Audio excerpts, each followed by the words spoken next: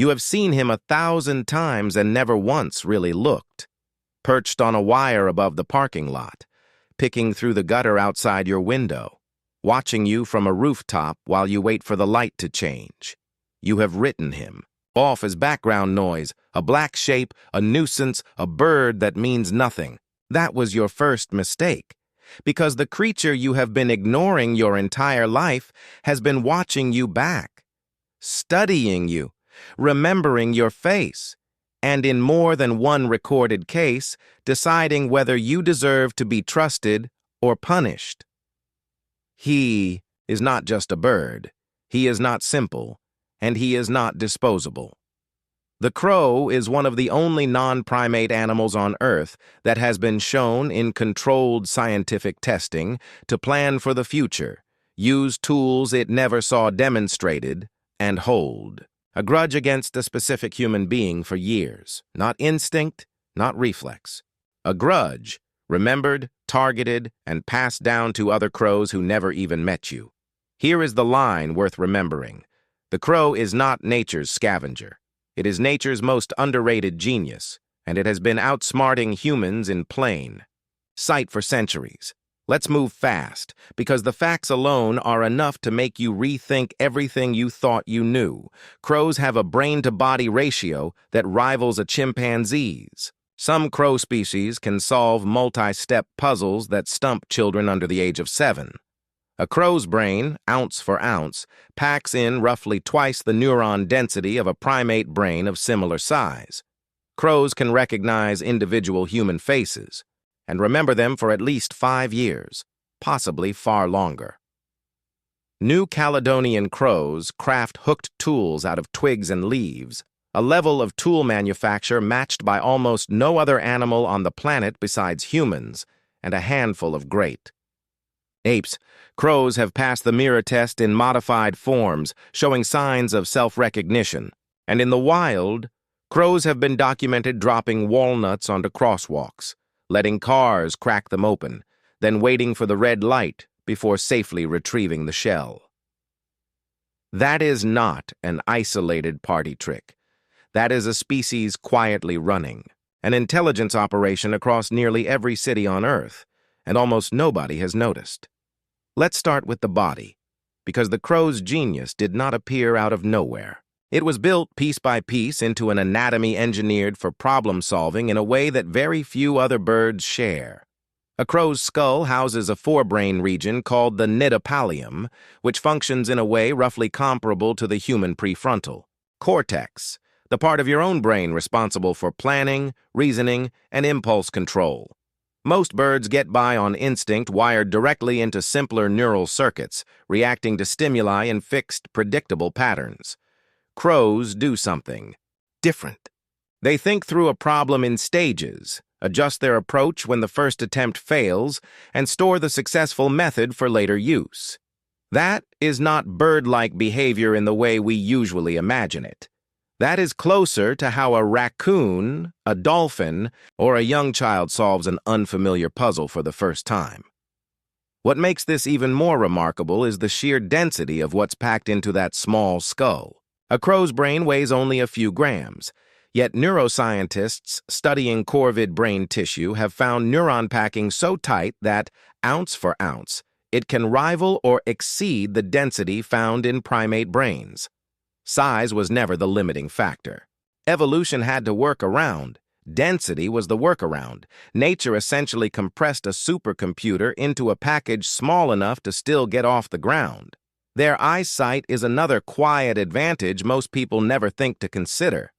Crows see a broader range of the color spectrum than humans do, including into the ultraviolet, which may help them detect ripeness in food, spot predators camouflaged against foliage, and, some researchers suspect, even read subtle changes in human body language that we don't realize we're broadcasting. A slight shift in posture, a hand reaching toward a pocket, the direction of someone's gaze. A crow may be registering details about you that you yourself aren't consciously aware you're giving off. Their hearing is similarly sharp, tuned to Detect the alarm calls of other bird species, which crows have been observed listening to and using as an early warning system for approaching predators that aren't even hunting them. A crow doesn't need to see a hawk to know one is nearby. It just needs to hear the panic in a completely different species' voice and translate that into useful information about its own safety, a form of cross-species eavesdropping that requires genuine interpretation, not simple reflex. Then there is the beak and the feet, an underrated combination working in tandem. Unlike a hawk, whose talons are built purely for gripping and killing, a crow's feet are dexterous enough to hold an object steady while the beak works on it. Pinning a nut, stripping bark from a twig to fashion a tool, or holding down a scrap of food while tearing it into a manageable size. It is the closest thing in the bird world to having hands, and they use that dexterity constantly in ways that go far beyond simply eating. Watch a crow manipulate an object for long enough, and you start to notice something almost unsettling. It handles unfamiliar items the way a person might turn something over in their hands, inspecting it from multiple angles before deciding what to do with it. Even their flight muscles hint at the crow's adaptability. Unlike birds built for one specialized style of movement, a hawk's soaring glide, a hummingbird's hovering, crows have a generalist's build. They can fly long, sustained distances, maneuver through dense urban clutter at speed, walk confidently, on the ground for extended foraging, and even swim short distances if the situation calls for it. Nothing about their body says specialist. Everything about it says built to adapt to whatever comes next, which, as it turns out, is exactly the mindset the rest of their behavior reflects. This is a body built by evolution for exactly one purpose: figuring things out.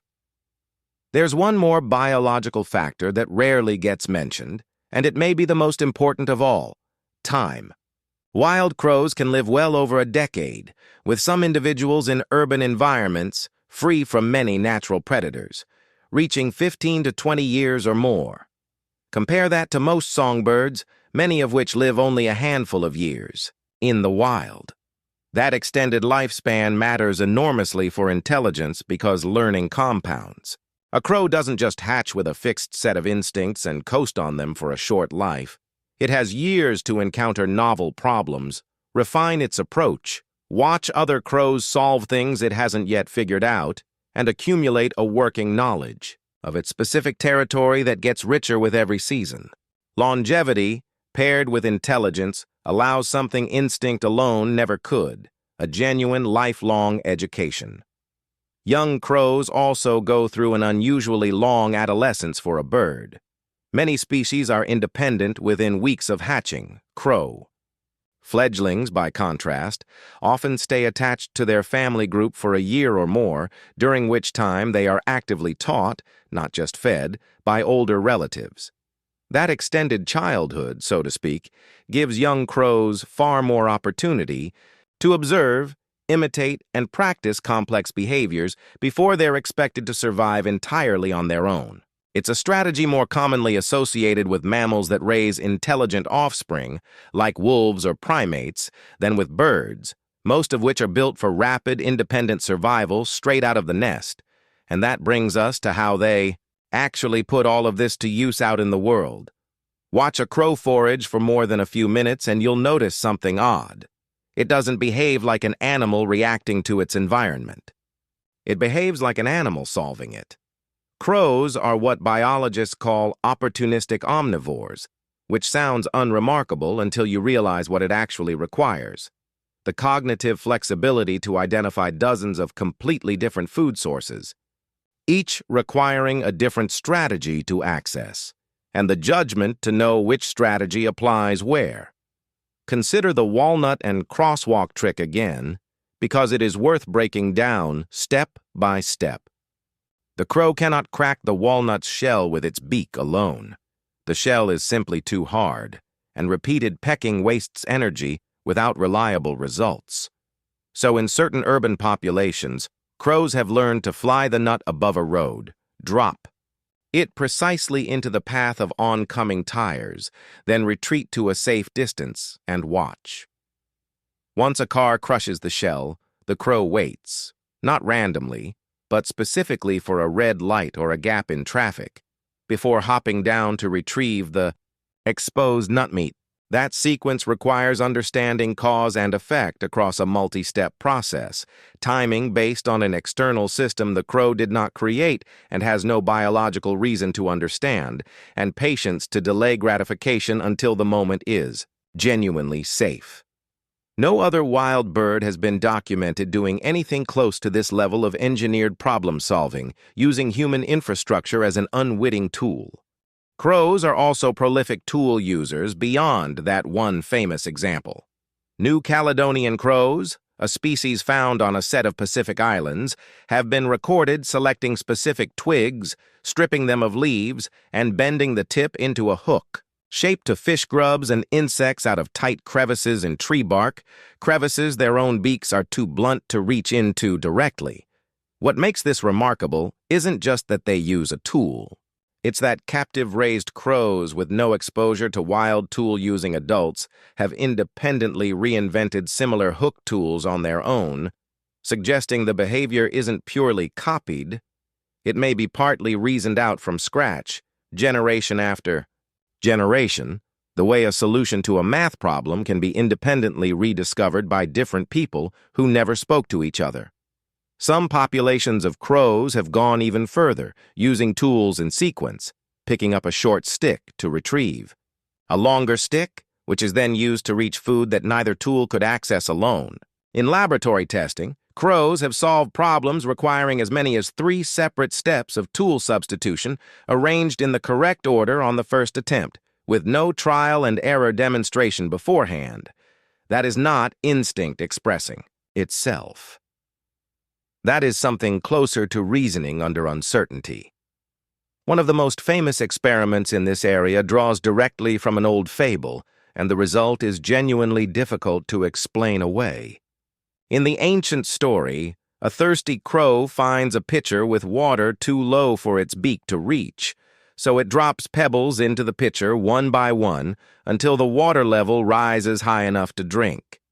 For centuries, that story was treated as nothing, more than a clever piece of fiction, a moral lesson about persistence, not a literal description of animal behavior.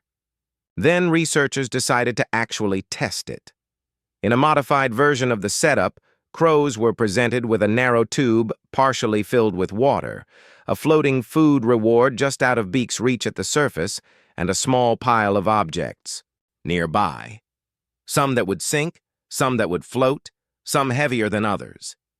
To get the food, a crow needed to drop the sinking objects into the tube to raise the water level. Across repeated trials, crows consistently selected the objects that would sink over the objects that would float, and even showed a preference for denser, heavier objects that raised the water level faster over lighter ones that required more repetitions to achieve the same result. Some individuals solved the puzzle in a small handful of attempts, correctly identifying which materials worked and discarding the ones that didn't. This wasn't blind trial and error. The pattern of object selection suggests the crows were forming some working understanding of displacement, that a denser object sinks faster and raises the water level more efficiently than a lighter one, a physical principle that some human children don't reliably grasp until several years into their own cognitive development. An ancient fable, dismissed as pure fantasy for over 2,000 years, turned out to describe a real capability that modern science only confirmed in the last couple of decades. Food caching is another area where crows quietly outperform expectations. A single crow can hide thousands of food items across a wide territory, under leaves, in bark crevices, tucked into gutters, wedged into cracks in pavement, and later recall the general location of a striking number of them, sometimes weeks. Later, well after the visual landmarks around the cache may have shifted.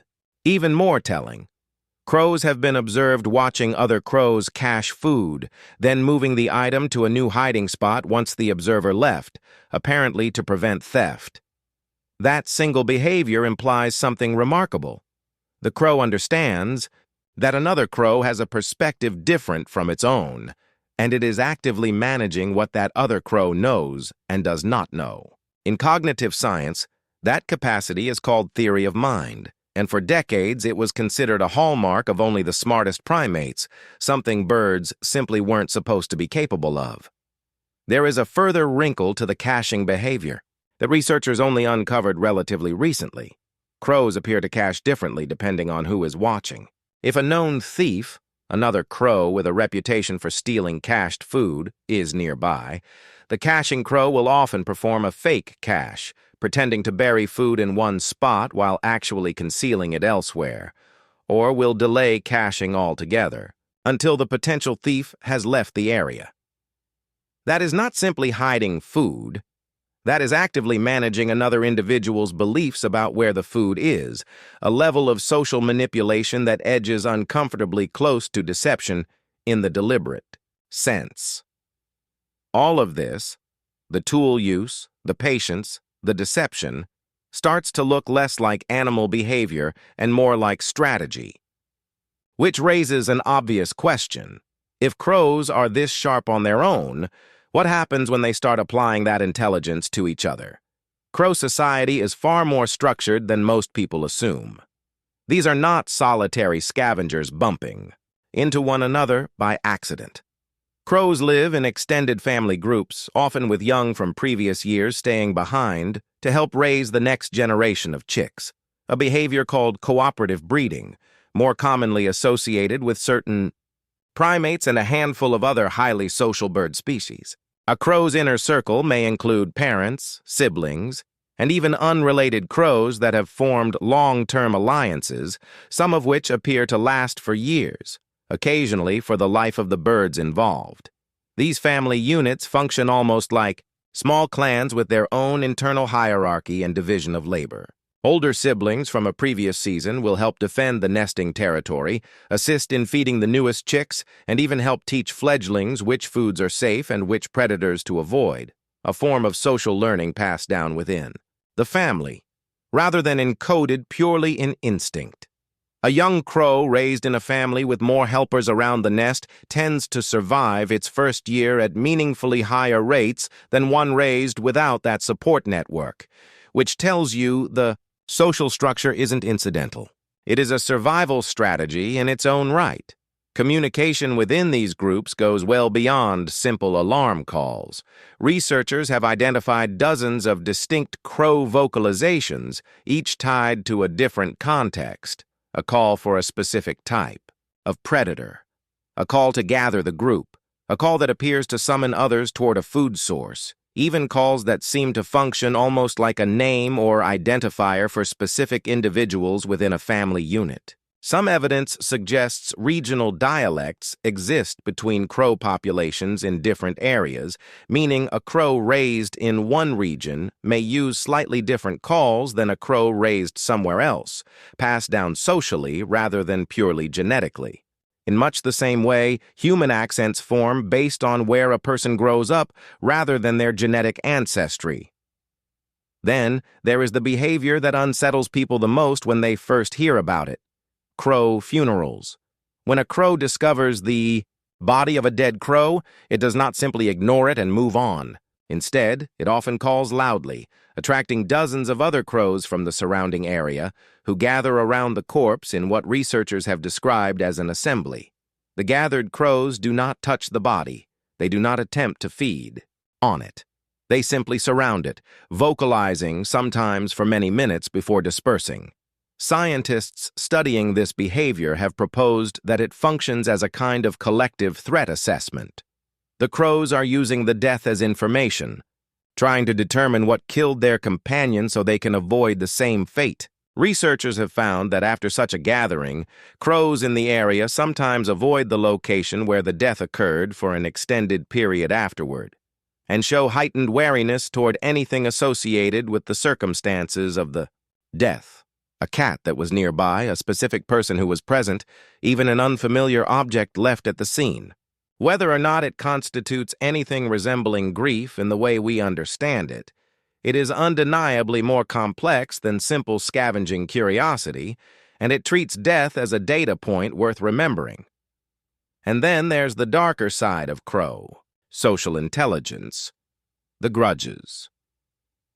In one widely cited study, researchers wore a specific rubber mask while trapping and briefly handling wild crows for tagging, then released them unharmed.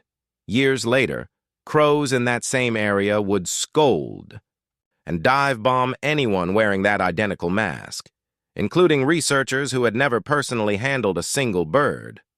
The hostility had spread through the crow population, passed from the crows who experienced the event to crows who had only witnessed it, and even to crows born after the original incident ever occurred. That is not simple memory. That is social.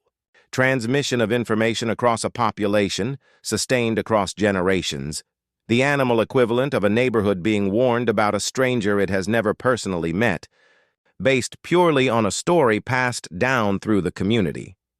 This is where the picture starts to shift from clever bird to something closer to a society with memory, alliances, and grievances. But crow society doesn't stop at its own borders. Crows also engage in a remarkable amount of coordinated behavior aimed outward at threats that have nothing to do with other crows at all. Consider mobbing, a behavior in which a group of crows will surround, dive-bomb, and relentlessly harass a predator many times their size, from hawks and owls to foxes and even domestic cats, until the threat retreats. On its own, mobbing isn't unique to crows. Plenty of bird species do something similar. What sets crow mobbing apart is the coordination behind it. A single crow spotting a predator will issue a specific alarm call that recruits not just nearby crows, but crows from well outside the immediate area, who arrive in numbers disproportionate to the actual threat. The group doesn't attack randomly. Individual crows take turns making close passes at the predator's head and eyes, the most vulnerable and distracting target, while others hang back, seemingly monitoring the situation and ready to rotate in. It looks less like a panicked scramble and more like an organized defensive maneuver, repeated with enough consistency across unrelated crow populations that it can't reasonably be dismissed as coincidence. Even more interesting is who crows choose to mob and who they leave alone. Researchers have found that crows will escalate their response dramatically against predators they've had negative encounters with before, while showing comparatively restrained behavior toward animals they've never had reason to distrust, meaning the intensity of a mobbing event isn't fixed by species alone. It's shaped, at least in part, by memory and prior experience, the same underlying capacity that drives their long-term grudges against specific humans. Crows have also been observed forming loose situational alliances with animals well outside their own species. In some regions, crows and wolves have been seen following each other during hunts, the wolves flushing out prey the crows can then scavenge from, while the crow's aerial vantage point occasionally seems to help the wolves spot prey they'd otherwise have missed on the ground. Neither species is domesticating the other. There's no bond in the way we'd think of a pet, but there is, at minimum, a mutual tolerance built on the recognition that proximity to the other creates opportunity, a level of interspecies calculation that suggests crows aren't just intelligent in isolation. They're intelligent about reading the intentions and usefulness of other species entirely unlike themselves. All of this makes clear that crow intelligence isn't confined to a laboratory puzzle box. It's woven into how they defend their territory, how they hunt indirectly, and how they navigate an ecosystem crowded with competitors and threats. Which makes it all the more interesting that humans have been tangled up in that same web of calculation for thousands of years, usually without realizing it. Long before science caught up to what crows were capable of, human cultures already sensed something was different about them, and the reaction was rarely neutral. In Norse mythology, the god Odin was said to be accompanied by two ravens, Hugin and Munin, names that translate roughly to thought and memory, who flew across the world each day and returned to whisper everything they had seen into. his ear. It is a striking detail, an entire mythology built around the idea that these blackbirds gather information and report it back, functioning almost as living surveillance long before anyone had a scientific framework to describe what corvids were actually capable of. In many Native American traditions, the raven or crow appears as a trickster figure. Clever, occasionally deceptive, but also a bringer of knowledge, sometimes credited with stealing fire or light and giving it to humanity, a gift born from cunning rather than strength. In parts of medieval Europe, crows gathering near battlefields to feed on the fallen earned them a grim reputation as omens of death, a superstition still echoed in the collective noun for a group of crows, a murder. That word, murder, has stuck in the popular imagination far longer than most people realize, and it has done real damage to how crows are perceived. It conjures something sinister, when the actual origin is almost certainly just old folk poetry describing a group behavior, the gathering around a dead bird, the very funeral behavior we just discussed, that we now understand as something closer to a wake than a crime scene. The name outlived the understanding, and centuries later, people still flinch at a bird that was only ever trying to make sense of a loss. The relationship soured further with the rise of agriculture. Crows, being intelligent generalists, quickly learned that farm fields represented an enormous, predictable food source, planted in neat rows and left largely undefended. Farmers responded the way farmers have for centuries, with scarecrows, an entire category of object invented specifically to trick a bird into thinking a human was standing guard.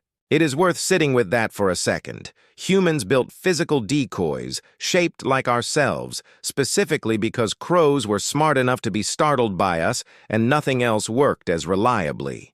That is, in its own strange way, a compliment to crow intelligence dressed up as a farming tool, and tellingly, most scarecrows stop working within days because crows quickly learn that a motionless, silent figure poses no actual threat. Proof that even the earliest recorded human strategy against crows was, almost immediately, outsmarted.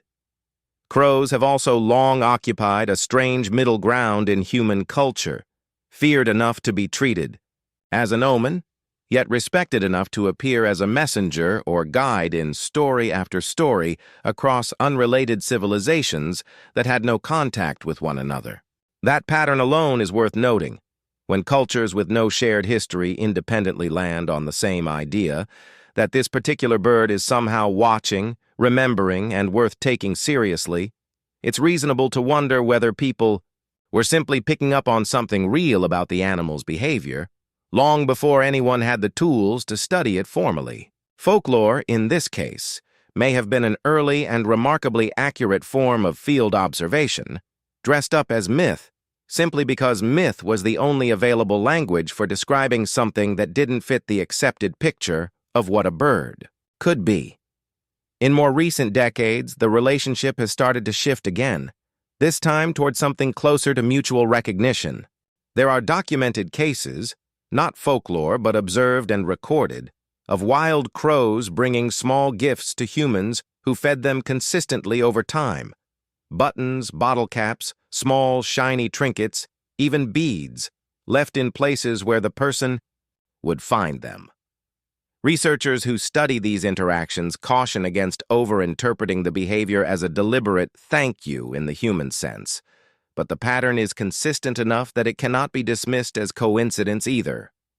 Whatever is happening in the crow's mind, it is engaging with humans not as a passive food source, but as a relationship worth investing in, one built on the same currency of trust and reciprocity that underlies so much of human friendship itself. There is one more piece of the puzzle worth examining before we get to the misconception at the heart of this video, and it's arguably the clearest real-world proof of everything we've covered so far. The crow's almost unmatched ability to thrive specifically in the environments humans have built. Crows belong to the genus Corvus, a family that includes ravens, rooks, and jackdaws, found on every continent except Antarctica. Very few bird families have achieved that kind of global spread, and fewer still have done it by moving toward human settlements rather than away from them.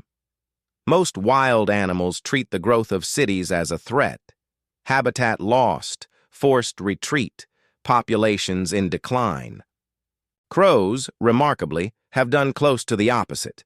Urban and suburban crow populations in many parts of the world have grown substantially over the past century, even as the surrounding wild landscape has shrunk. The reason comes back to everything already covered. Adaptability married to memory. A crow moving into a city doesn't need to wait for evolution to catch up to a new environment. It can learn within its own lifetime which dumpsters are reliably unlocked, which restaurants toss out food at a predictable hour, which humans are safe to approach and which ones to avoid, and which stretches of road double as a free nut-cracking service. That knowledge, once learned, gets refined over the crow's unusually long lifespan and then passed to its offspring through observation, giving urban crow families a kind of institutional memory about their specific neighborhood that would take other species dozens of generations of genetic adaptation to approximate, if they could manage it at all. This adaptability shows up in smaller, stranger ways, too. Crows in cold climates have been observed using warm chimney tops and heating vents as makeshift shelters. Crows in wet climates have been seen using discarded plastic or foil scraps as informal rain cover. In at least one well-documented case, a young crow was filmed appearing to use a plastic lid as a sled, repeatedly riding it down a snow-covered roof, behavior with no clear survival benefit that some researchers have cautiously suggested may simply be play. If that interpretation holds, it places crows in an even smaller club. Animals intelligent enough not just to solve problems, but to entertain themselves purely for the sake of it, the same way a young mammal might chase its own tail or wrestle with a sibling for no reason beyond enjoyment. Even migration, for the crow species that do migrate, reflects this same flexibility. Rather than following a single rigid genetic pattern, many crow populations adjust their movements year to year based on food availability and local conditions, effectively updating their travel plans based on current information rather than blindly repeating the same route regardless of circumstance. It is in miniature the same trait that defines everything else about this bird. Take in the available information and choose the smartest available option rather than defaulting to the same fixed behavior every time. Which brings us to the misconception that this entire video has been quietly dismantling. The assumption that crows are simply scavengers, opportunists with nothing going on beneath the feathers. That belief isn't just outdated. It may be one of the most significant underestimations in the entire animal kingdom. Here is the misconception laid bare. Most people file the crow in the same mental category as a pigeon or a seagull, a background bird present everywhere, understood by no one, worth studying by even fewer. But that assumption doesn't survive contact with the evidence. Crows have outperformed primates in certain cognitive tests involving planning and tool selection. In one striking study, crows were presented with a problem requiring them to use one tool to retrieve a second tool, which was then needed to retrieve food. A multi-step reasoning challenge that many young children struggle to solve on a first attempt. Crows in the experiment solved it, some on their very first try without ever having been shown the solution beforehand. The misconception persists partly because of appearance. Crows are entirely black, common in nearly every environment humans occupy and associated with death, decay, and old superstition. None of that has anything to do with actual intelligence. It is aesthetic and cultural baggage layered onto an animal that never asked for the reputation. If a crow had the vivid plumage of a peacock or the rarity of a snow leopard, there is a real chance it would already be a nature documentary icon instead of something people wave off their porch without a second glance. There's also a simple, visibility problem working against the crow's reputation. Rare or exotic animals get studied because scarcity itself generates scientific and public interest. Crows are the opposite. They are everywhere, which paradoxically makes them easy to overlook. An animal you can see from your kitchen window every single day rarely feels like a mystery worth investigating, even when, as it turns out, it very much is one. It's worth putting the crow's abilities side by side with the animals we already celebrate as geniuses of the natural world. Dolphins are widely praised for using tools and recognizing themselves in mirrors. Crows do both. Elephants are admired for long memory and apparent grief responses around their dead. Crows show strikingly similar behavior around their own dead, on a much smaller and less publicized stage. Chimpanzees are famous for using and even modifying tools. New Caledonian crows not only use tools, but manufacture and improve on them across generations, refining hook shapes in ways that resemble a slow cultural transmission of technique rather than a fixed instinct. The crow checks nearly every box we use to define animal genius. It has simply never been given the branding that dolphins, elephants, and chimpanzees received decades ago, and public perception once set is remarkably slow to update, even when the science has moved on. Now, for the fact this entire video has been building toward the one piece of evidence that, once you hear it, makes it almost impossible to look at a crow the same way again. In long-term studies of wild crow populations, researchers have found that crows do not only remember which specific humans have harmed them, they actively teach that information to crows who were not present for the original event, offspring, mates, and even unrelated crows within the same social network, through vocal warnings and visible mobbing behavior directed at the offending person whenever they reappear. In the most extensively documented case, this hostility toward a single recognized individual persisted for well over a decade, sustained across multiple generations of crows, the vast majority of whom had personally never laid eyes on the original human before scolding them on sight. Sit with what that actually means. A crow can encounter a threat once, form a lasting judgment about a specific person, and then transmit that judgment socially to a population of birds spanning more than 10 years and multiple generations, a form of cultural memory maintained. Entirely outside of genetics, past the way a piece of gossip moves through a small town from person to person, long after the original event has been forgotten by everyone who wasn't there. Very few animals on Earth have been shown to do anything resembling this. It places the crow in cognitive territory usually reserved for elephants, dolphins, and great apes, species we already treat with a kind of reverence that crows, for all their brilliance, have never been granted, and it doesn't stop at grudges. That same social transmission works in the opposite direction, too.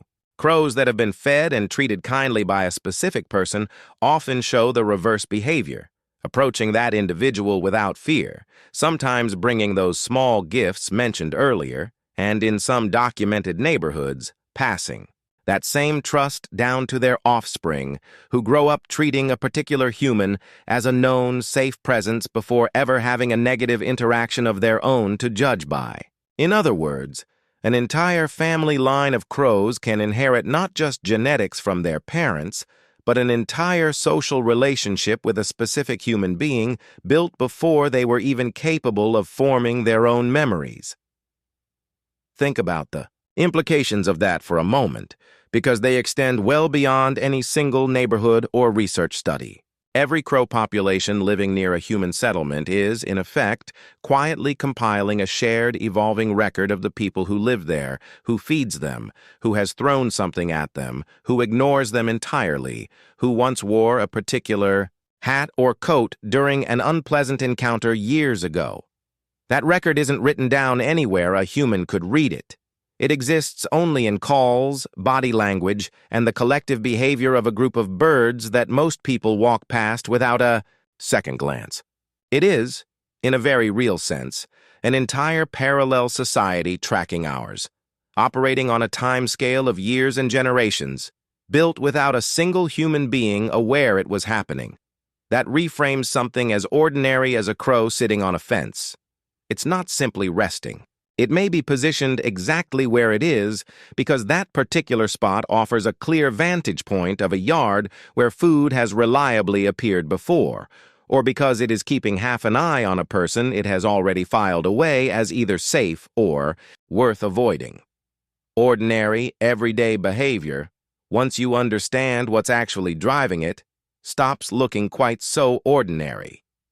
So the next time a crow lands nearby and tilts its head to look at you, understand what is actually happening in that moment.